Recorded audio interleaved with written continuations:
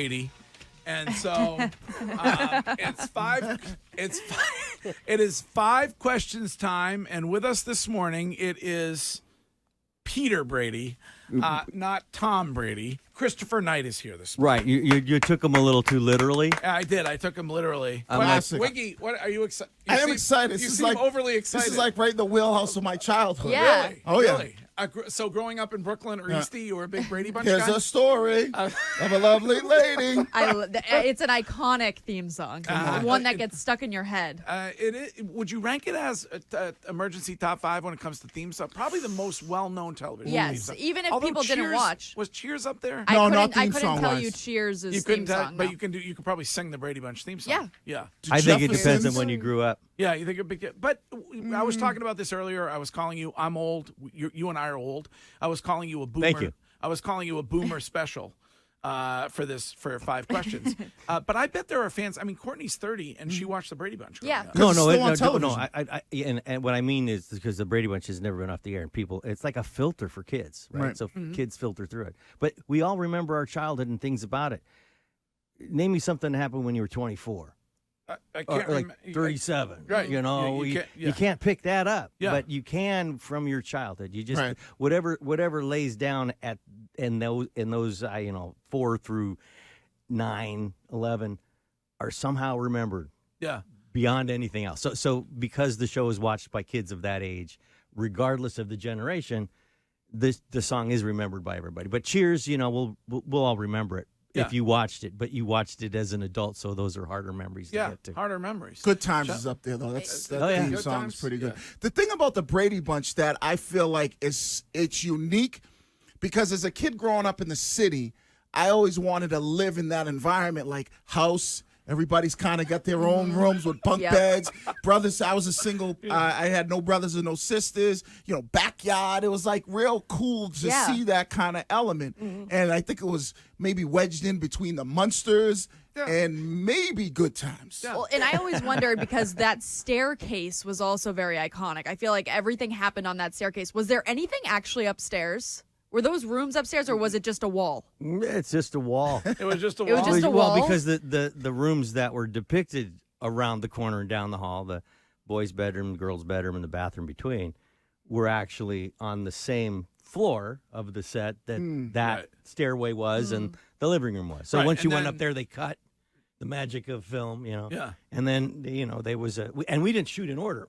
Excuse me. We shot single film or a single camera film style. Yeah. Which is the camera, does a scene in a certain a set and then moves off to another set, and it depends on you're shooting all of the scenes in the living room for that episode. Yeah. And when Alice and Sam's room was rocking, don't come knocking. Am I correct about that? That room was on its own floor. It was on its own floor.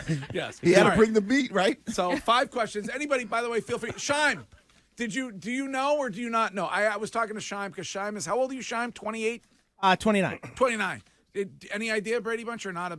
Yeah, so I know of the Brady Bunch. I've seen a couple episodes. Which Nothing. ones? Do you remember? No. See, yeah, too young. So no, this is the problem. I mean, smidge. you really learned some life lessons watching the Brady Bunch, and if you've really only seen a few shows, you haven't learned enough life lessons to Yeah. really make anything in this world Yeah. or of this world, Of and this world. and that's why it's like going right off the rails. So I'm going to give you a few of my questions, and then anybody else who wants to jump in, fine. My first one is, are you still? Hold on, Courtney. So what are you doing, Courtney? Ooh. I was just sharing with her that We've got a little photo. we have a Boston girl in the family. And in a Red Sox. Oh. Is this a Cavalier? Yes, King Charles? and she was born here. Oh, your dog? Yeah, Brookside Cavaliers. They're up in Manchester by the Sea. Oh. We were looking for a dog forever. What's My her wife name? finally came upon a dog, and we flew back to pick her up. And of course, she's got a Boston jersey as she comes home. And I'm her in my name? Dodger jacket. And I Right. had to take this right before thinking the Dodgers were going to face the Red Sox Now, in the speaking of- playoffs last year. And of course, I jinxed us both. Yeah. Speaking of the Dodgers, I'm going to switch up my questions. Who was, because you had a lot of sports-related guest stars on the Brady Bunch, Yes, we did. who was the worst to deal with?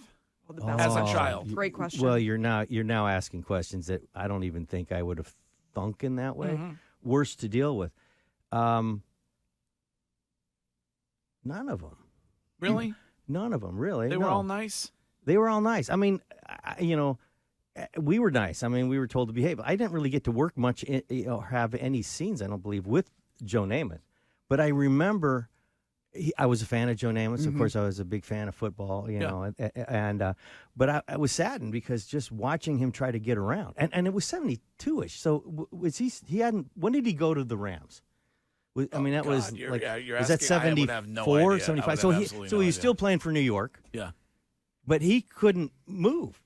I mean, literally, like all the cartilage was out of his knees. So it was just, you know, it was pretty eye opening, even for what was I, an 11-year-old.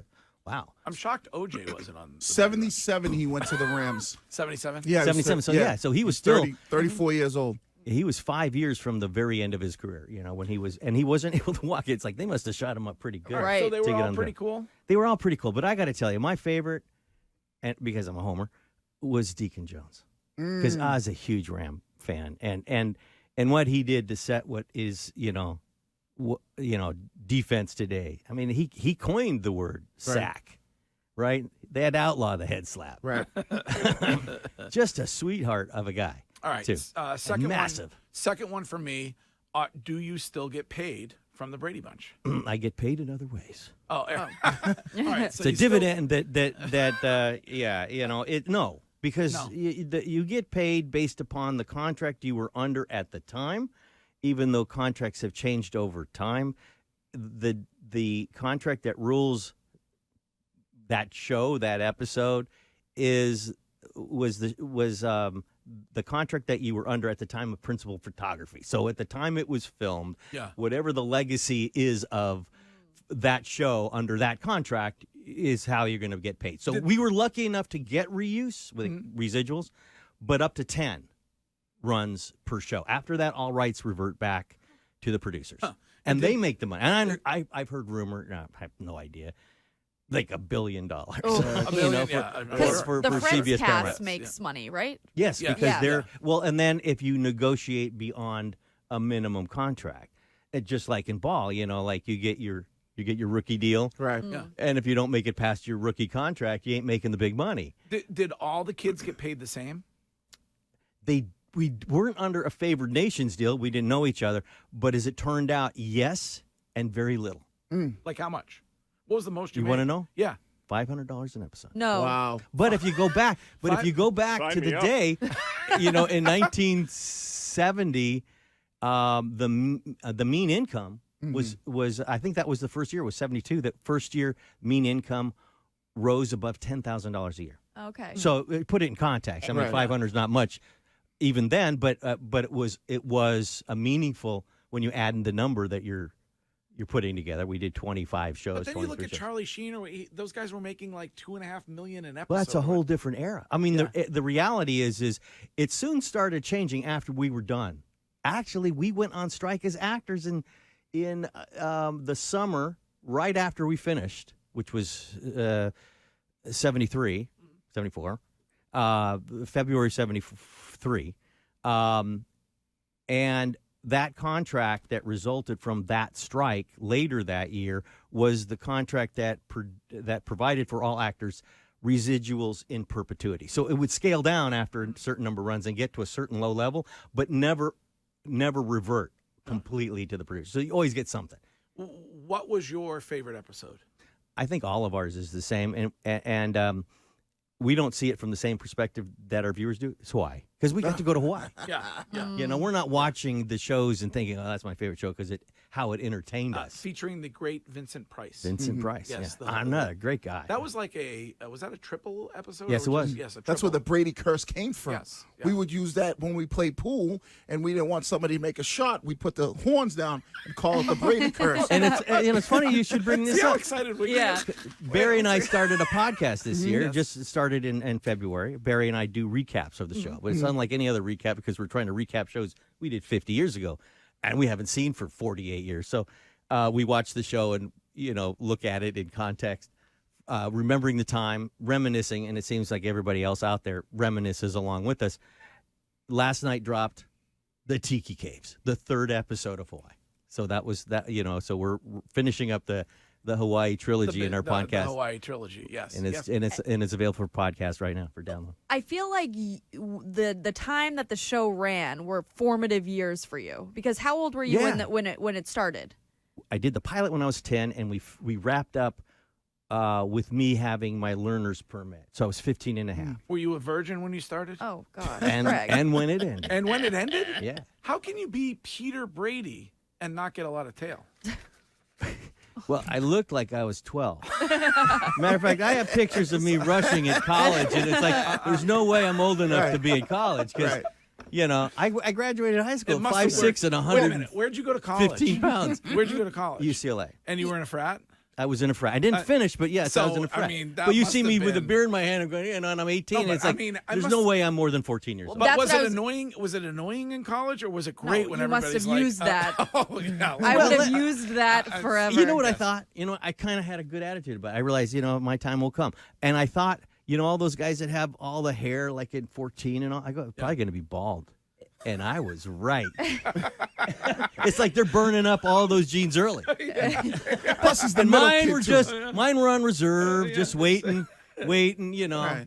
Plus, you're the middle kid too. So the older brother gets all the good stuff. Then the younger brother's a cute one, and then at least they wedge You you know, right the best in. place is in the middle. You get lost. But I remember being in college and Emma Watson was at Brown. And I remember being like, oh my God, Hermione's at Brown. People were freaking out. I was hearing all these stories. I can't imagine being Peter Brady and going to college. Were people freaking out? Did you have a roommate? I think when you're from the Brady Bunch and you're in college, they're trying to ignore you, you know, because basically you're a child, right? Yeah. And I looked like one. I got pretty much left alone. Right. What about teachers? They didn't know who the hell I was. Oh, They were okay. busy with other things. I mean, think about it at the time. I mean, everybody here grew up with this thing already existing. But if you were older than, say, 15 at the time we were doing it, you never watched the show. So all of that older generation who were those teaching the classes at the Had time no idea. They had no this idea was a what- thing what- that they heard about, but they never watched. Interesting. You know, Well, my question would be because, you know, when you start to look at now television today, you're starting to see a lot of reboots, remakes. We saw the Wonder Years with Don Cheadle, who's doing that, which is kind of a reboot of the Fred Savage. You know, I believe it was Jamie Foxx. They did some type of on stage for the Jeffersons. Has there ever been any? yeah, they did the live Jefferson. Yeah, That's right. has there ever been any talk of possibly rebooting the Brady Bunch? We've rebooted Yeah. 4 times already. I mean, so that's what's classic is that one of the first reboots to feature from a television series was the very Brady or the Brady movies. Yes. There was 2 of them, and they were kind of early. There's been many reboots since then of shows that you remember making it to film.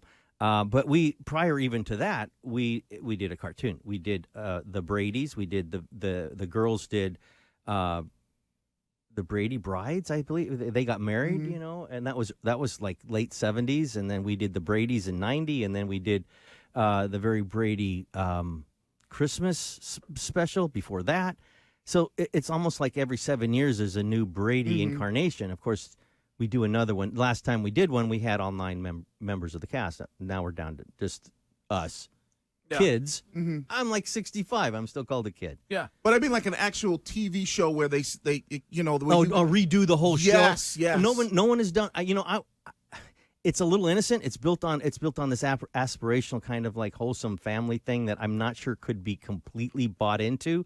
So if you're not doing that, it's really not the Bradys, and every other family show, you know, from the 8 is Enough, is all kind of a Brady-esque kind of show.